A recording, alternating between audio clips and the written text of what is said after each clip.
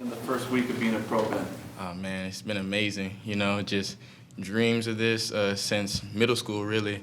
I've been talking to my dad about it for a long time, and it's finally coming to fruition. It's just, I never thought I would be in this position, like right here in Arizona, standing in front of you guys, you know what I'm saying? Like, I had dreams of it, but, a lot of work, a lot of preparation, so it feels great. Before kind of getting your name called late in the draft, was there a conversation between you and the organization? Do you feel like AZ was going to be a landing spot for you? I mean, I had Zoom calls. I've talked to Coach Smitty, Coach PT. I've talked to different coaches, but you have a lot of teams you talk to. I had a great conversation with them on Zoom, so I feel like it went well.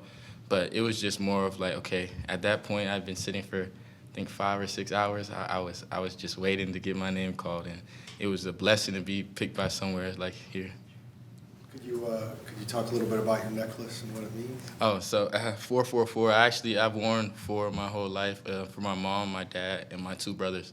So the 444 was just a representation of that, just not 1-4. And then like 444 has multiple meanings, like the angel numbers and things like that. Of like and they all comprise the family. So I'm a big family person. So my family's my everything. Like I have a tattoo of it. Like it's just big for me. So just having this on my neck or even a tattoo when I can't wear the necklace, it's just like a reminder to me that I'm doing this for somebody like bigger than myself. Any chance you ran your 40 in 444? Yeah, I actually did. It's crazy. Manifestation, just a lot of deep thought and God makes a way. So. What's your thoughts on the whole aspect of being that, quote, Tillman pick, and were you aware of that at the time that you were selected? I mean, at the time, I wasn't aware of the actual pick until I got on the phone with Monty and JG and a different organizational heads. So when I got the call, I was just more in shock of everything. Everything's happening so fast. All the cameras are around me. But as I was able to settle down and actually do some research myself, I was really able to even connect with the Pat Tillman Foundation with Catherine Steele. I was able to send a DM to them, possibly be more interactive with them just in the future, because this is something that's big. I walk in the facility and there's only one memorial, and that's the one of Pat Tillman. So I knew it was a big deal. You know what I'm saying? So being from South Florida, you've heard of Pat Tillman, but it's not as big as it is when you come out here. You realize like who he really is. College football Hall of Fame. 2000 All-Pro team. Like you start doing your research, you're like, man, like he really did a lot for somebody like myself who's doing stuff for somebody bigger than him. Obviously, him on a way bigger scale, but I feel like it relates, and I was just shocked and amazed. We talked to a lot of corners, and they say a lot of confidence, a lot of swaggers needed to play the position. Being drafted as late as you were, is that an extra chip on your shoulder, or do you already have enough ammo to?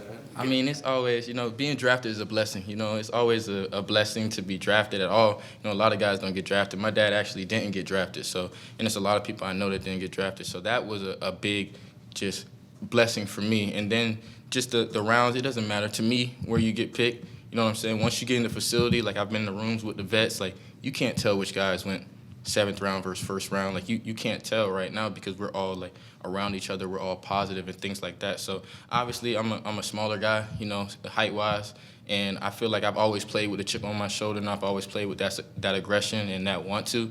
So I feel like bringing that throughout my whole life, and now I'm just going to bring that same aggression and same that to here. You mentioned talking to some people from the foundation.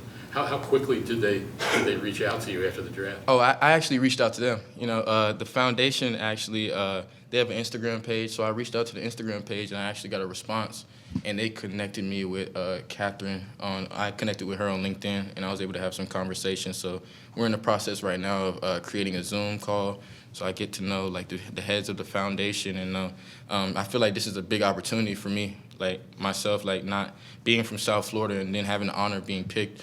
And this like honorary pick, like I feel like I have to make the most of this opportunity. So you did that pretty quickly after. Oh yeah, immediately, like the next day, I found pretty much, and I've actually got they sent me a package and everything. So it's just a welcome package and just this hat, shirts, like having conversations. So it's just amazing. It's a blessing.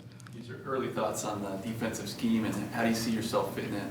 I mean, I love it. Wherever they want me to play, I'm going to play, whether that be corner, nickel, free safety, strong safety, anything. Like, I'm open to play anything, and I feel like I can play anything in this position because the way they set it up, you're able to play fast, you're able to play physical, and that's what I like to do.